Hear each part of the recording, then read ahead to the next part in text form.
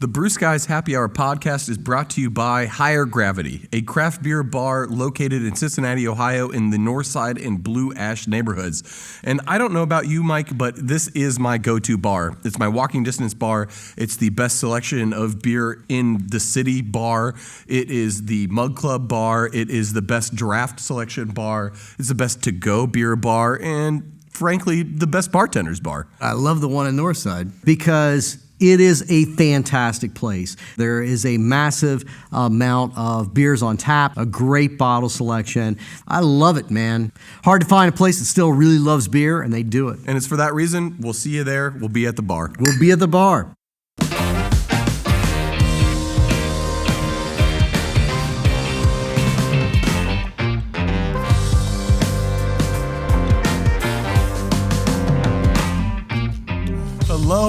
Hello. Welcome to another Brew Skies Happy Hour podcast. My name is Brett Coleman Baker, owner and brewer at Urban Artifact in Cincinnati, Ohio, and I am here with the one and only Michael Morgan. Mike, how the hell are you? It's Friday. I'm drinking a beer. It's a stupid question. Cheers, Brett. Cheers. I assume you're not calling me dumb. You're just calling the question dumb. I'm calling the question dumb. Oh, thanks. Infinite respect for you, Brett. Oh, right back at you. You see me on a Friday with a beer in my hand, things are pretty good. Yeah, I feel that. I'm actually feeling pretty good right now for a change on a Friday because I get to leave on Tuesday for 2 fucking weeks. Yeah, that's a hell of a vacation. Yeah, it's going to be great. And then when I come back, the brewery will be burned down and my life will be hell. But for now, things are good. Well, and given the state of the airline industry, you're probably going to spend at least 5 days of that vacation in an airport. Oh, and the fact that I switched 3 different airlines in 3 different airports, I'm definitely not going to get fisted. There's that's for exactly sure. a 0% chance that you're going to get to or from your destination on time. The only thing that goes high on Spirit Airlines is the plane because your spirit is crushed. Sometimes the pilots are high. But they get really irritated if you ask them when you're sober and you bored. I found out the hard way. So you might be wondering why our producer is giving us death stares. And it's not because his eyes are broken, though they are. It's because he wants us to get to the fucking point. And the point is that season 1's done. We got through the 1980s of craft beer. And what we're going to do today is wrap it all up. We're going to talk about what we learned, some themes that we saw. And then towards the end of the podcast, well, really the majority of the podcast, we are bringing in our friend and local podcaster, the Gnarly Gnome, who focuses mainly on modern era craft beer. Here in the Cincinnati region. In the Cincinnati region. So it's going to be great talking to him, looking at the similarities between what's happening in season 2 in the 1990s and what we're seeing in modern craft beer now. He's a great guy, very interesting guy. We have done his show together several times, and I was sober enough to remember doing it at least once. So you can go find those. Just search Michael Morgan, Gnarly Gnome on whatever podcast service that you find, and you'll find it. But before we get to that, let's talk about some things that we saw through this first season of 1980s craft beer. Yeah, because we really saw some themes start to come out of this. I think the first one that surprised both of us was the composition of who made up craft beer in America and why it started to take off. Because when we really kind of kicked this thing off, we started seeing this connection between hippies and the counterculture in the late 60s, the early 70s, and craft beer, and that was important, but it didn't quite explain. You can't hear Jack McAuliffe's life story or even look at a picture of Jack McAuliffe and think hippie. You certainly can't look at a picture of Fritz Maytag in the late 60s and think hippie. So we saw that it was a little more complicated, and also the importance that the military and military culture played. But they weren't fighting against each other. They were just coming from these varying backgrounds. How did they get exposed to the counterculture of moving away from bland, domesticated, boring American craft beer at the time? And the military brats, well, they went overseas. They went to the UK, they went to Germany, they went to somewhere that had a beer culture that blew their mind. And they brought that back and they wanted to experience that here in the States. Or if you were from the hippie culture, you realized that the blandness that was becoming America, there was so much more out there. You were reading it in books. You were hearing it from friends. You were going out there and experiencing these things. You started homebrewing. You were doing these things to kind of break the rules. You had rule breakers and rule followers, but at the end of the day, they both wanted great beer. You had the artists, you had the scientists, but they both wanted great beer, even though they were coming at it from these different angles. It was this true coming together of different American cultures for a goal that was, at the end of the day, just a better pint of liquid. And they were both really very anti-large corporate beer, but from different angles. Yes. Yeah, and that kind of moves into then the next part of the whole equation is money. Who has Makes capital? the world go round, I Who hear. doesn't? It does make the world go round, and more often than not, it's going to be an indicator of success. You had people on both sides as well. You had the hippies that had money from their parents, and they were just kind of eschewing whatever bullshit values their parents were pushing down on them. You had the military brats that didn't have any money that were trying to make a go of it. And then the opposite of that as well. You had people with both ideologies that both had money and didn't, and more often than not, those with capital were able to succeed better than those without. But that wasn't always the case. It was definitely thematic. We saw it with Jack McAuliffe. He's a guy that started a brewery because he had guts, temerity, and because he knew how to build all of it by hand himself.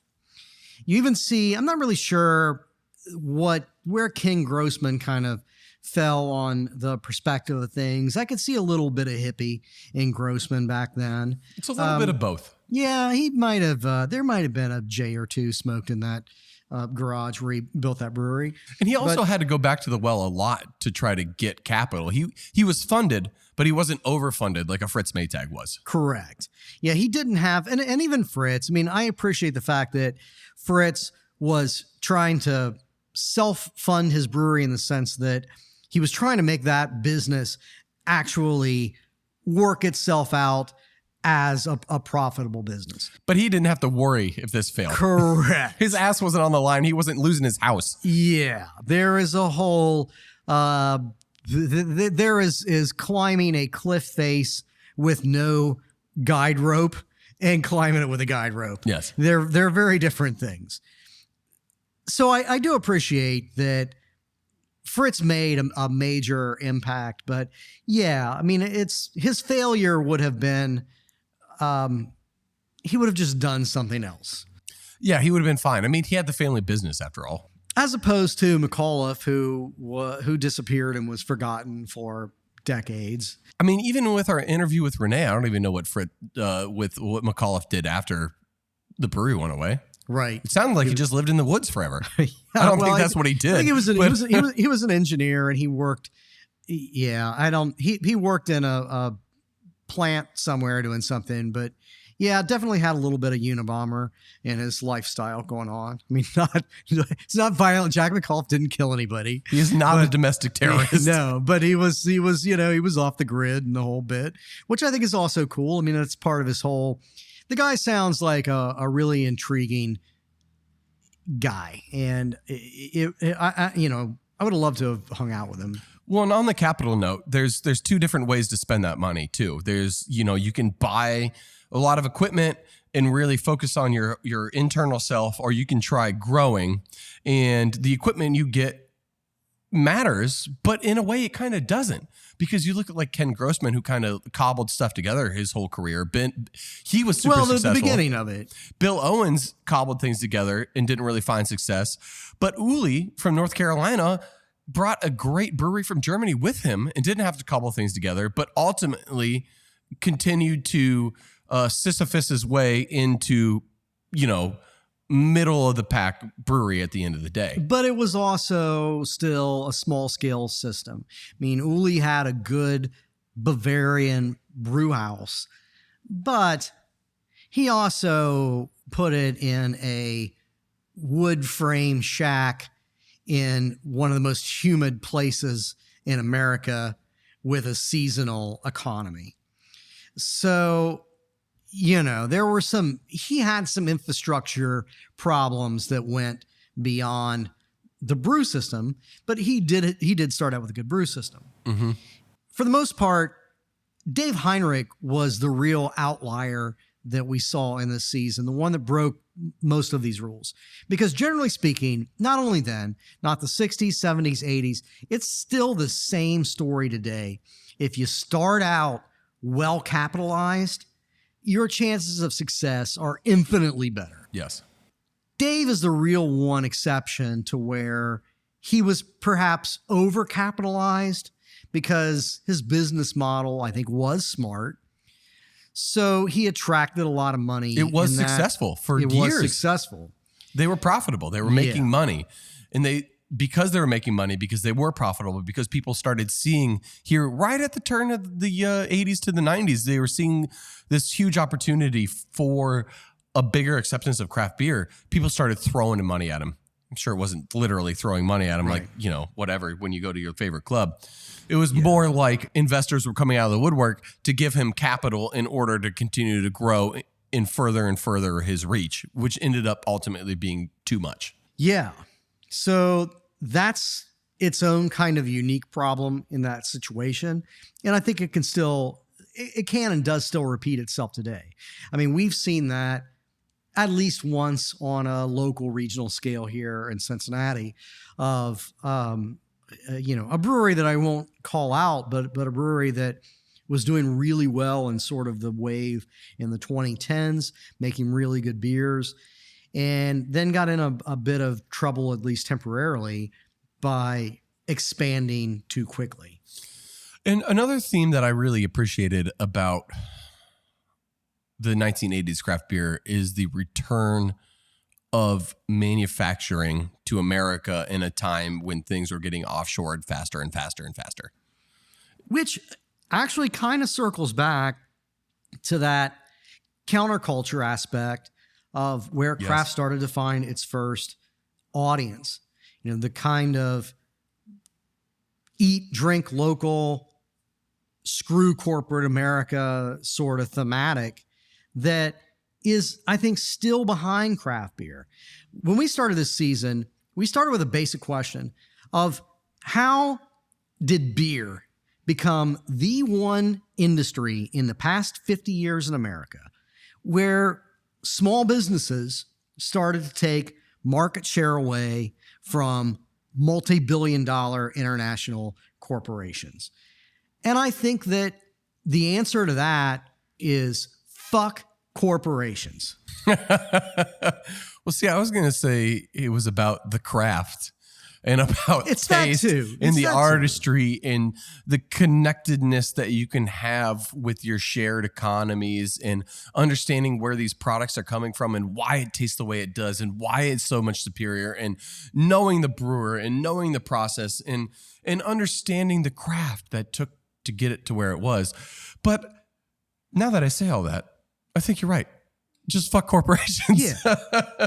Because really, what you just said is inspiring, but it is very un-Bret-like, because you're giving the consumer way more credit than they really deserve. I mean, we're not seeing beer getting increasingly better in America because the consumer is getting increasingly more sophisticated in their appreciation of the beer. We're seeing it dumbed down because the consumer is still a fucking idiot. I'm going to quote the late, great President Donald J. Trump and plead the fifth on this one. Oh, my God. There's so much wrong with what you just said. I think that's a good topic for us to dive a little bit more into with the Gnarly Gnome as well. Trump's indictment? I thought you were going to talk about sedition or treason, but no, I mean the consumer and what drives craft. Does craft drive the consumer? Does the consumer drive craft? What came first? Is there a chicken and egg situation? What's the philosophy of this whole thing? And how did that impact what happened in the 80s, which seemed to be a true love of craft and artisanal beer from these vanguard hippies and military brats that then the consumer got on board? But at what point in time did the consumer's voice then outpower the artisan's voice? And I think some of that happened a little bit in the 90s. There's a reason Pete's Yeah. Wicked's fine, but it was never a fucking world-class goddamn Trappist ale. But, it took over and then it imploded for a variety of reasons, which hopefully we'll find out We're going to about explore next in the season. next season. And I think we're seeing something like that in modern era too, where like these people kept pushing the boundaries again in the aughts and the tens. But is the consumer driving things towards syrup palette bullshit, sugar cereal inspired beers that aren't even actually made with beer ingredients anymore? You're talking about the future. I mean, it's already happened, dude. The future is now, and the answer is yes. Yes. Could somebody go get me another cupcake fucking beer out of the refrigerator because it's all you can buy? Oh, do you want your cupcake fucking beer cream filled or not? No. We also saw as a theme this season the importance of changing laws. It's one of those things that gets looked over because it's not really sexy, but we wouldn't have craft beer without changes in legislation on a state level in almost every single state. And one of the things that we saw from Uli is that North Carolina winds up having a beer scene that rivals Colorado and California because of Uli. He helped change the laws. He helped put these things in place, which is a huge part of what made craft beer possible in the 1980s. You had Uli, you doing it on the East Coast. You had Charlie Papazian making moves in Denver, in the Central, and California. And you had these groups banding together. Really, Uli's the outsider here, doing it on his own. But you had these bands of getting together, pushing for change on the federal and state level that caused a boom in craft beer. And you see also the ways that those changes in legislation drove what craft looked like. Yes. It was the brew pub model for all of those years because you had the big breweries, before, when Anheuser-Busch was still a little bit cuddly and lovable before they were AB InBev, the Anheuser-Busch's of the world were the ones that made sure that to operate an independent brewery, you had to serve food at it. They wanted you to be small. They wanted you to stay small, Correct. Force you to be local. And we're going to hobble you with having to figure out how to manage, 70 servers. And you basically have to run two businesses. You have to run a brewery and a restaurant. Go fuck yourself. Good luck. Good luck. Good luck with that. You can make spectacular beer. It's not going to be enough. Your cheeseburger also has to be spectacular. And it's really interesting how when you look at like the other country that's had a large effect on American beer culture, being the UK, their laws have also really guided what beer styles were popular, where our laws more guided what type of business was popular. Theirs were based on tax rates were based on alcohol strength. Yeah. So you have a lot of low ABV, super flavorful, body-filled beers like milds, bitters, and all that nonsense. Where here in the States, what we got was the equivalent of the mild and bitter, but in business form with the brew pub. And the ingenuity of it is that they were like, yeah, okay, you only want me to have a little tiny brew pub? Well, guess what? I'm going to have fucking 30 of them. I'm going to put them all up and down the coast. Then what? But we've also seen how hard that was to do. It was very hard. There were multiple people that had that idea, and it was a good idea. Bill Owens had it and was underfunded. Dave Heydrich had it and was overfunded, and both of them failed. But also both of them failed, I think, for ultimately the same reason, that it is a bitch to manage a franchise like that. Oh, 100%. I mean, people do it. I don't think Applebee's is facing any financial problems anytime soon.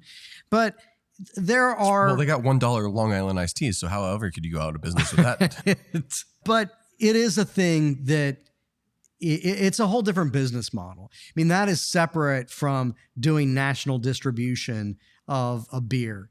It's a whole different thing to manage that many different businesses. Yes, you were dealing directly with the consumer. And in beer, there's two customers of yours. You have your customers that are your beer buyers, your restaurants, your retail buyers of your product, and then you have the consumer.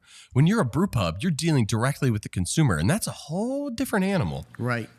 Than dealing with the customer that's buying for a bar. Yeah, I mean, at Urban Artifact, I think they employ one person whose entire job is to keep you from interacting with the consumer. I used to talk to the consumer, but apparently when you tell them to shut the fuck up and just try it, they, one, don't generally try it, and two, don't like you afterwards. And I don't fucking get it. Let me tell you about Yelp. Let me tell you why your taste buds are fucked. We also need to talk about this connection between home brewing, and maybe that's a nice place to start the conversation with our friend, the Gnarly Gnome.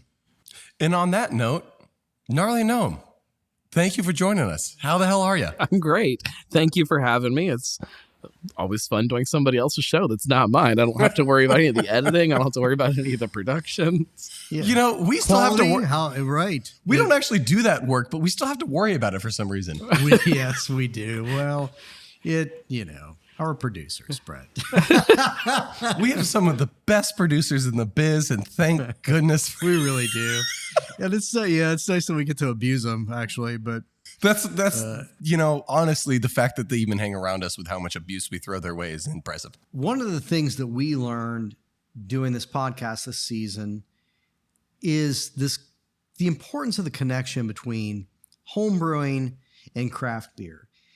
Home brewing helped produce a generation of brewers. Grossman starts as a home brewer. You, Brett, started as a home brewer, certainly recently compared to Grossman. So a lot of these guys, a bunch of them start out as home brewers. But it was also about, maybe even more importantly, teaching consumers, building a generation of consumers that appreciated better beer. So home brewing, what do you think, Gnome, this early interaction between home brewing and craft, it's important for educating consumers. It's important for educating and training what became the class of professional brewers that followed. Where are we now with this relationship between home brewers and craft, and what does it mean? God, that's a big question. Where are we now? I definitely think homebrewing has a different role now in relation to the bigger picture of beer than it did then. But I don't know that that's because homebrewing itself has changed at all. I think that it almost became this road into craft brewing as a necessity at the time. I don't think that's necessarily why people were homebrewing. I don't think people were starting to homebrew because they wanted to open a brewery and build this big thing. Most of them seem to have done it because it was cheap. It was either cheap you could make better beer than you could buy in the grocery, and you could make it more cheaply. You couldn't find a lot of styles that you wanted to drink for some reason, or whatever reason, I should say, not some reason. We don't know why, but whereas now I do think that there are people that start homebrewing and very quickly start to go down a track because they want to start a brewery. Well, doesn't that also get into the money thing? That like, four of my friends think that my home brew is pretty good, so I should. I don't think it's money necessarily. I still go back to the craft of it. I think that you're doing something that you enjoy doing for whatever reason, because you love drinking beer, because you love the tinkering aspect of homebrewing and building the system and trying to figure things out. But I maybe it's some kind of thing within me that I try to see the good side in people, but I don't think that a lot of people are going into home brewing and progressing as a home brewer because they want to make a ton of money at it. I've never met anybody that got into home brewing because they wanted to open a brewery. It was always just, I'm going to get into home brewing because I want to brew beer and I want this choice of my beer, or I think I can do it cheaper, which is always a lie. But that shift, like, it's one thing to make a batch of homebrew on your stove and throw it in a bucket and ferment it, and that's fun and it's cool when you do it with your buddies. But then that shift of when you start then investing a ton of money into actually making good homebrew that stands up next to commercial examples, I think those are the people that maybe sometimes they start shifting how they're homebrewing because they see some kind of route into doing. not money, some kind of route to doing something that they love doing. Can I say something that's a little, maybe a little bit wrong though? Like Oh, absolutely. Yes, That's what please. you highly encourage. This is the BS podcast. I don't think that your number one reason for starting a business should be to make money, and which is, when I say it out loud, doesn't make any sense. But I don't think that should be your priority, the top priority when you start a business. There should be something else that comes before that. You have to make money to keep that business going. It becomes a necessity, but there are lots of other necessities that you have to do once it's up and running. But so you don't mean morally wrong. You mean capitalistically wrong. I mean both. I mean, okay. Well, Well, if you start with a thing that you love, which is how most of those breweries in the 70s and 80s started, you start with a thing that you love and you try to figure out how to make it make money. right. And there's that model. And then when a few of those people start to succeed, you get a Ken Grossman or two who gets into it because he loves brewing and he loves beer. And, a Jim Cook that starts out a very savvy, smart Harvard grad, but he gets into it because he loves beer and he figures out how to make beer make money. That's different from, wow, it looks easy to get rich making beer. Right. Yeah. I when you look at some of the most successful companies, even outside of beer, maybe it's just the outside looking in. Maybe if I sat down with some of these people, I would think differently. But the Apples or even the Googles or Tesla or whoever it is, like there's something else that propels that forward, not just the desire to make money. It's some other kind of bigger idea with you changing the world around you. That's what makes these places really great. So without a reason for being, what you're saying, without almost an artistic reason for being, a philosophical reason for being, you're almost dooming yourself for failure in the long term. Maybe not failure. I'm sure that it is very easy to, or not easy. It's very. You have the ability to have a very long-term successful company for the wrong reasons. Money compensates for soul. It does. In the marketplace. but I don't think you'll ever be craft. I don't think you'll ever be something that really means something to people in the same way. I personally appear to be allergic to money, but I don't think that making money is a bad thing. I don't think that the drive to earn a decent living doing something that you enjoy, that is really probably the real true American dream. It's not the picket fence and the 2-car garage. It's doing a thing that you actually enjoy getting up every day to do and making a decent living at it. See, that last sentence of making a decent living at it is the thing that I get stuck on. It doesn't matter what kind of quote unquote living you make, as long as you have a good life and you're sustaining your existence and you're eating and you have a roof over your head. Like, it doesn't matter what kind of living that you're making, this idea of this money associated with it. I think that's the thing that makes it a little less craft, when that emphasis is put on it of like, I need to make a living. It sounds silly when I'm saying it, but like that emphasis on the money side of it is a problem for me in my head. How do you make the leap from amateur to pro artist or craft or artisan if you can't trust that you're going to be taken care of financially though and have a living? How can you do it? There's a lot of people that are just always trying to figure that out. I think that leap is important. I think that the not trusting is important. Like, it doesn't, I don't know how this is going to work, but it doesn't matter. I have to try this thing. I have to try this thing that makes me feel like me. I have to do this. and maybe it doesn't work, maybe it does, but I have to do this. Like, I think that's craft. See, craft isn't to me the drive to be an artisan. It's the willpower to grind to be an artisan. I think that comes with it, though. I think that there is no other option. Both. So you're going to grind at it. I like to think that if anybody has that real passion, that they'll figure out a way to make it work.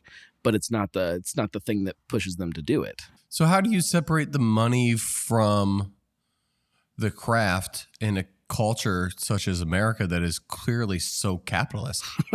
Because figuring out how to make it, I don't know.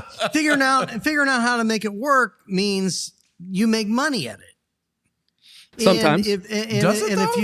Sometimes. Yeah, it does. There really are probably some people who would have considered themselves very successful at their art that never really made money.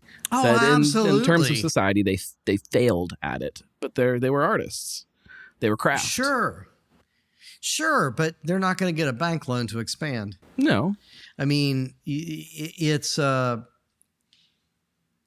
I think that one of the things that we have learned this season is that you can't escape the basic market realities. You can't necessarily escape the need for your business plan to map out in a way that some nitwit in a bank can understand at some point, because sometimes you have to grow just to survive. You're talking about it from the perspective of somebody opening a brewery versus somebody that makes beer.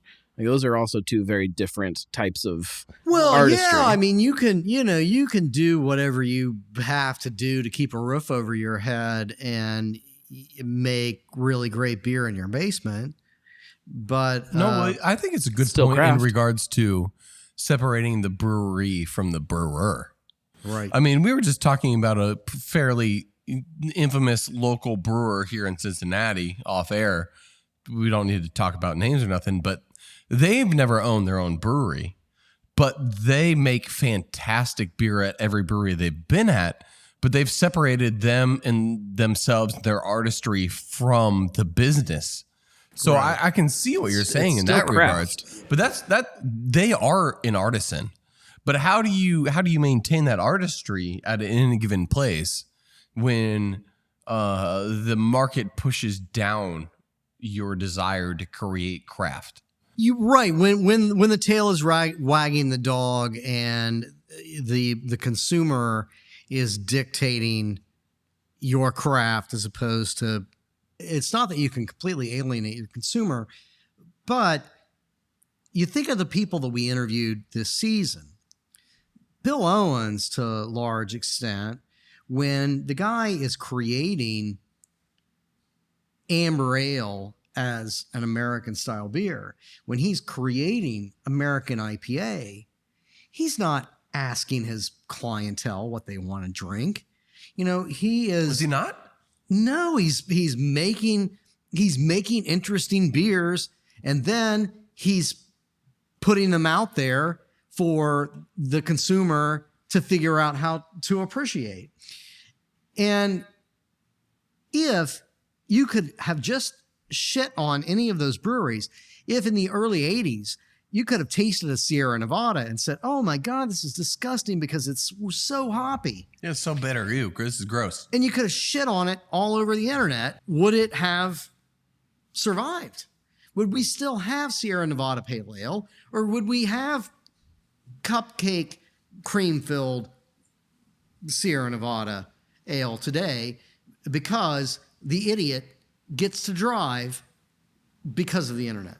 If you have that drive to further your craft, there's always somewhere else to turn. In America?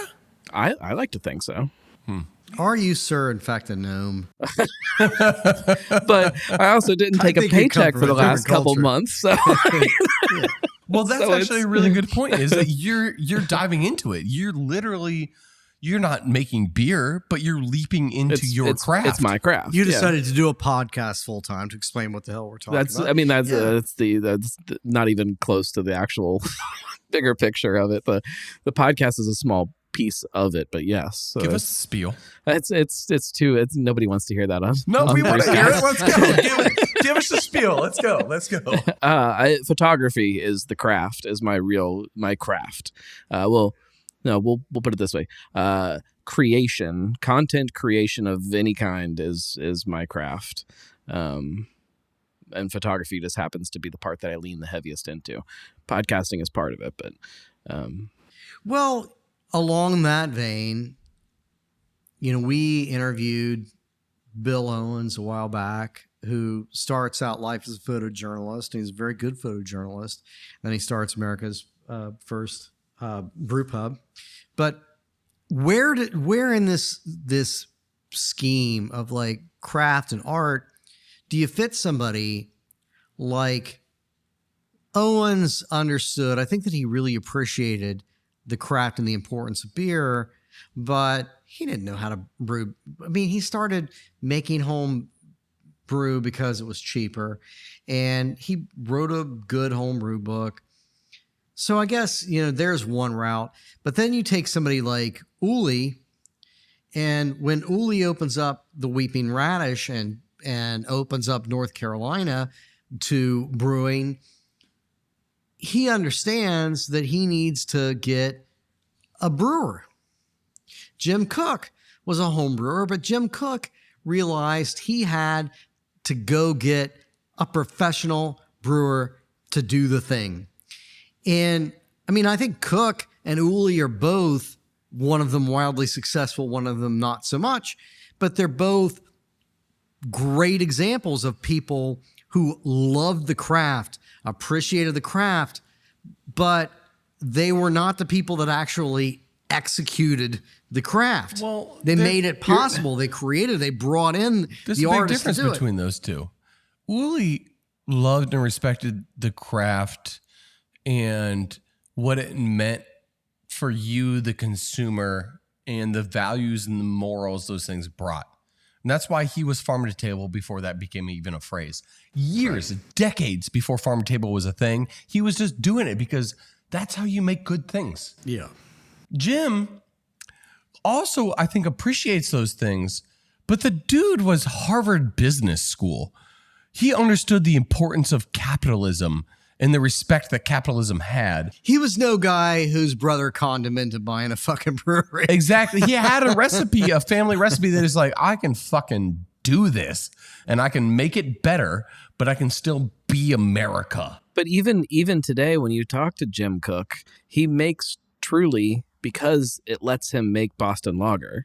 It's still that beer and that craft of that beer and what that is to him. That's a good is point. Why all the other stuff exists. He loves the beer, but he understands the importance of the capitalism. Sure. Right. Where Uli, I feel like, loves the craft, but downplayed the importance of the capitalism. Like, fuck the capitalism, I'll make this work regardless, but you can't. I don't know that he downplayed it. I think that he just he forgot about it.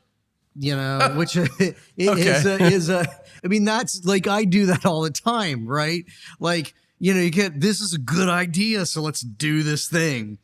And along the way, you forget, how the fuck am I supposed to get paid to do this thing? So I don't think that, I don't think that Uli set out to be he didn't take a vow of poverty. But that's you're looking at two very different success stories, but two success stories within craft of some kind. There are plenty of people that were just as craft as those two stories that weren't successful, that didn't quote unquote make it. But it's still craft, and it still is just as important as everything else to how this all kind of fits into the bigger picture, in my opinion. And that's, the nature of the show. You talk to the success stories, but there are people that are grinding away every day and will never make what people consider a good living at it. In the course of this season, we have talked to people that were very successful, but I think that, and we've loved those interviews, but we've also loved the interviews of the people that were a near miss. The people that I'm not going to call a failure, because I think that all of them have been spectacular in terms of what they did and what they created, but they wound up not. Some of them wound up making a living of it. And, the only real failures failures are the expectations we set for ourselves. Thanks, Brett. You, sir, are smart enough and good looking enough, and people like you. I feel like those are compliments, but they sound like an insult. But you look at some of these stories of some of these early on players in craft beer that maybe in the grand scheme of things weren't around as long as Boston Beer or whoever it is, but and maybe they would say, no, I wasn't a success because of this or because of this. But then when I look at it, I'm like, well, we're still talking about it. We're still in some ways. I mean, and not. Yeah, Jack McCall was in business for a few years. That's what I'm saying. He made beer that like 20 people drank, and he's in the Smithsonian, and he was around for what, 6 years? Is that what you got? Something like that. That right? 76 to 80. I don't know how. Early 80s. I think it was like 6 years.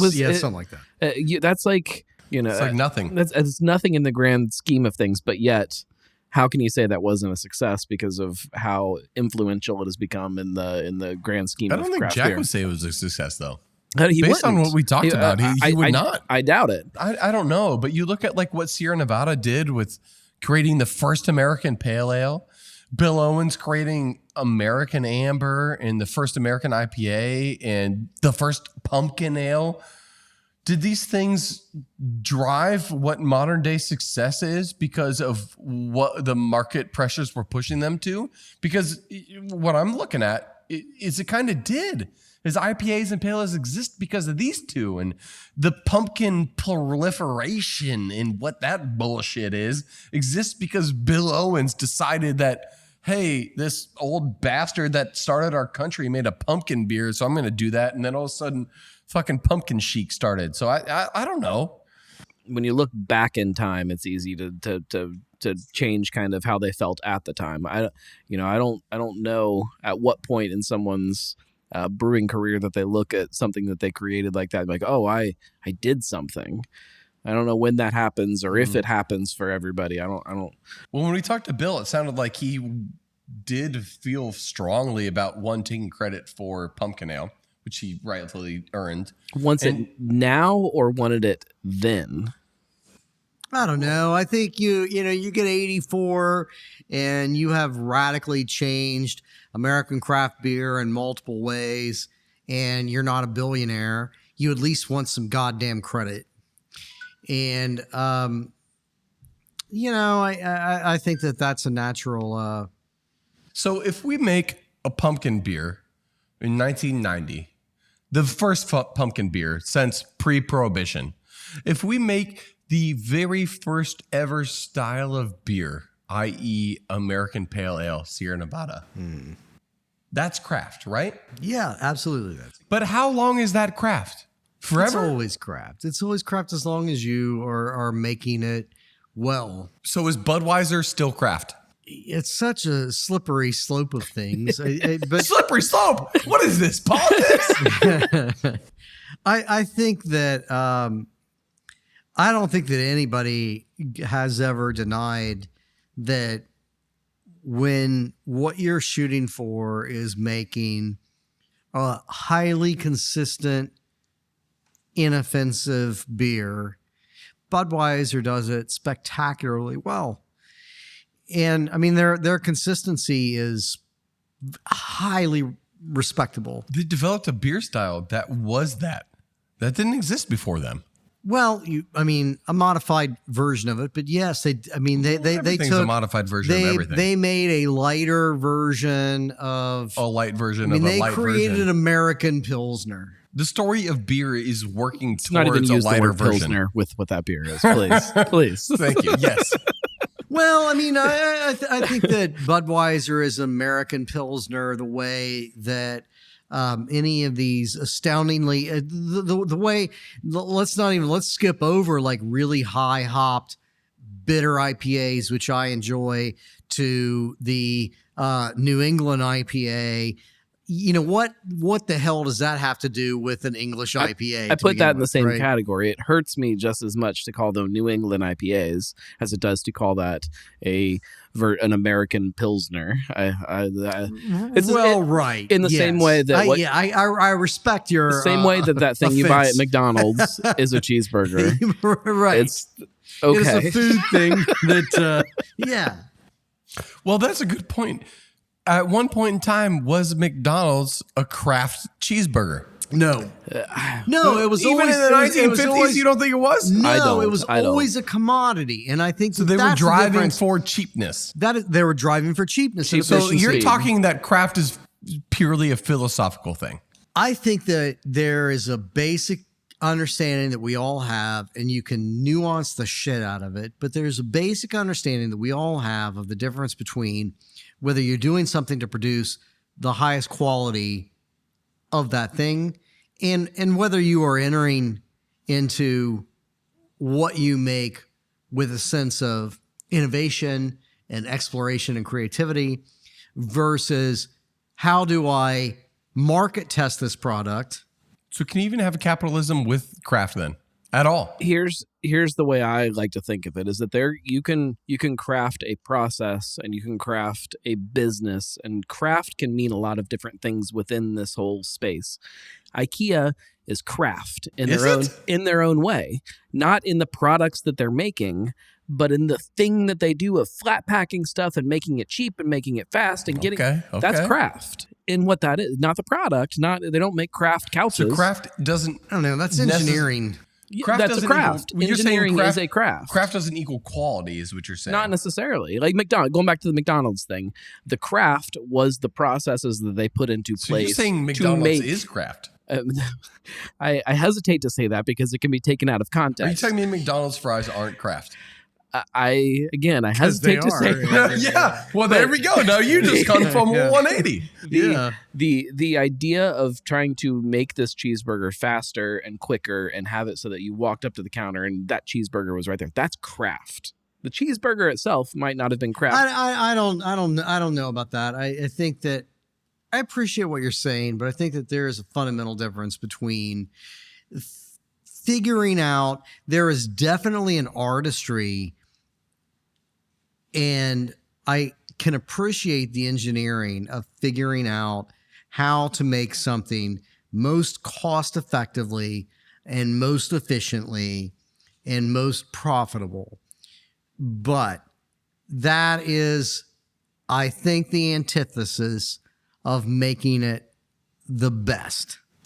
You're still saying making it. So yes, the thing itself, it may not be the best. That thing may not be the most craft version of that thing, but the way you got there, and I'm using my hands for everybody that's listening on their podcast. Right, it translates very well onto the radio. That is the craft in this process that we're talking about right now, McDonald's or IKEA or whoever it is. This process to get there is a craft. It is a craft. It does not result in craft beer or craft cheeseburgers. I have a mental breakdown because I feel like what we're coming to the conclusion of is that art may or may not even actually exist, and there is no such thing as the best thing because it all is just kind of bullshit and depends on what spin you put on it. You just figured that out? Damn it, Gnome. Yes. That started a business based on trying to be the best fruit beer maker. Now I'm starting to collapse. But mentally, I'm dying. But your craft of being the best fruit beer maker. I thought we weren't supposed to call it bear anymore. The best. You're right. It's fruit tart maker. Best fruit tart maker. Don't correct me on my own products. I hate it. That's your craft, and you guys are nailing your craft. That doesn't mean that you're ever going to be somebody else's version of what they want from craft. Somebody walks into your brewery and says, "Man, all this shit has fruit in it. I don't want a fruit beer. That's not craft." Craft is Reinheitsgebot. It's just the So four what do I do ingredients. in that moment? Do I punch him with a fistful of fruit, or do No, I you- just say thank you, but see you later? You say thank you, and you go down the street with them, and you sit down and drink a beer with them. It's because I it's did their like that craft. option better. It's their craft, and that's okay. We don't all have to have the same definition. So of let's what break craft it is. down this way, because what is and is not craft, and there are definitions by the American Craft Brewers Association, blah blah blah. I don't think they have a definition. Yeah, I'm not gonna. I don't. No, just ignore what I said. Keep There going. was. I don't know. We don't need to litigate that. Who Fuck the cares? Brewers The point Association, it's is fine. who cares? But there is still the thing where craft beer, whatever the hell that means, let's call it microbrews. Microbrews start. Microbrews? Is that why you like using it? Because your name is Mike? Yes, absolutely.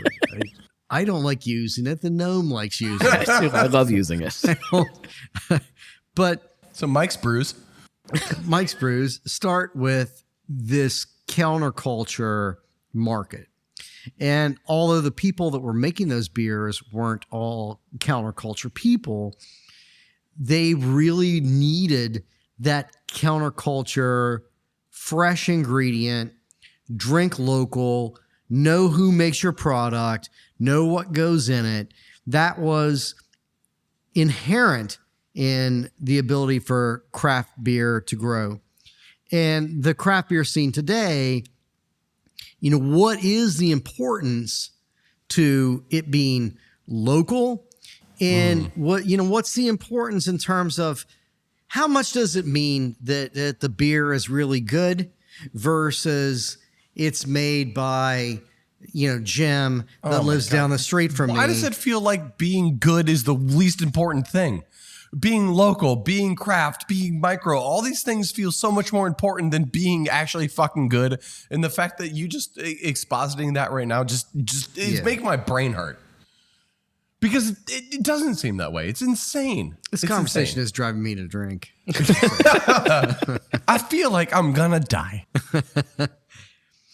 But I don't. But there's nothing wrong with that, is there? I mean, there's nothing wrong with the idea that you support your local brewery if the product is at least mediocre, because they're not a massive, heinous corporation. Well, can we define wrong? They might be. Can we define wrong? Can we back this out? Is there something wrong with it? Is local wrong? No, local's good.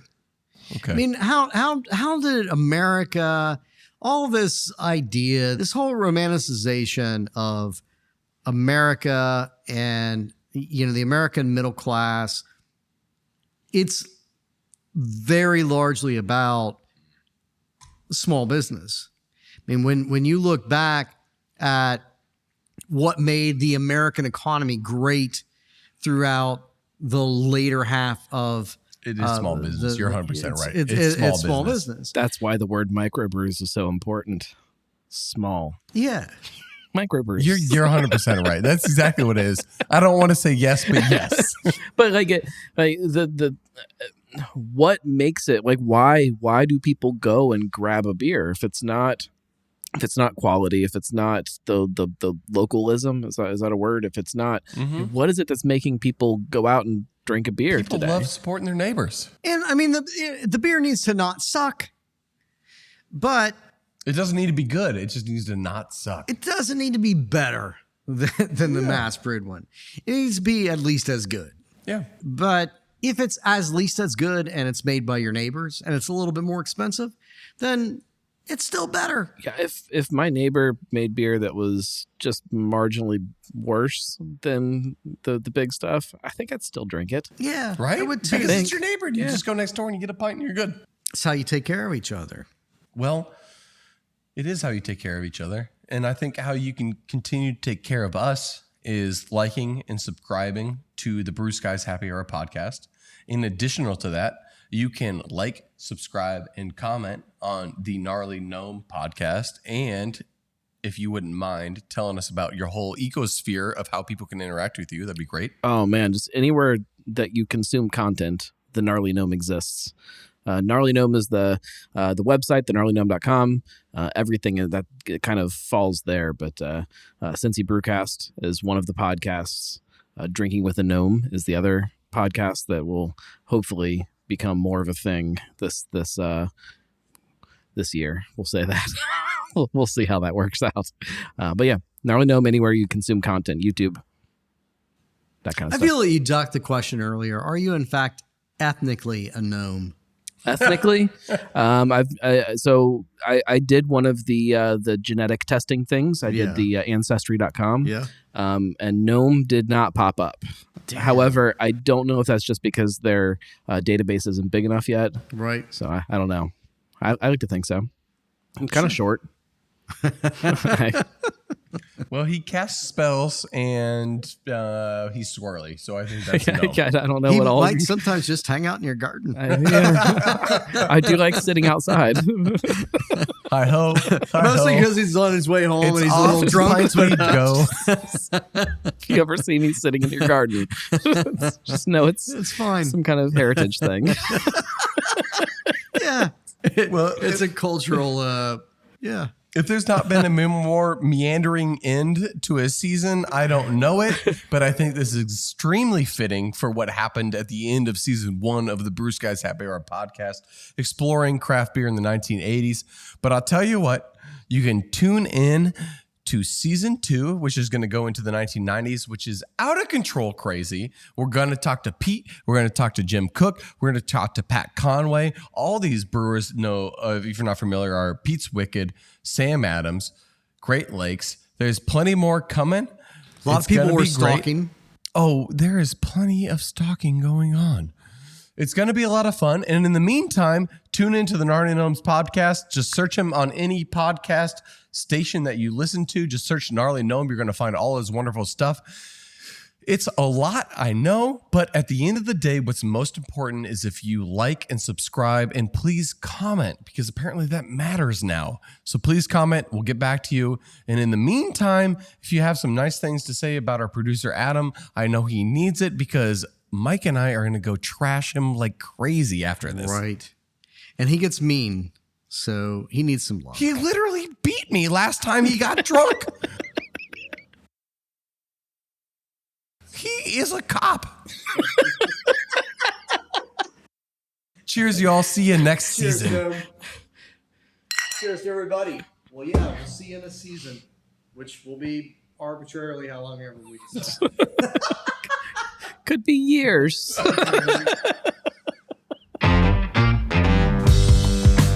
The Brew Skies Happy Hour podcast is a production of Brew Skies Limited in association with 779, a leading video production and content creation agency. With over a decade of experience, 779 works with a wide range of clients, from global brands to boutique startups to mom and pop shops. Visit 779video.com for more information. That's the numbers 779video.com. This episode was edited by Dan Fennessy, who is also our executive producer. This podcast was engineered by Adam Rabinowitz. Thanks for listening.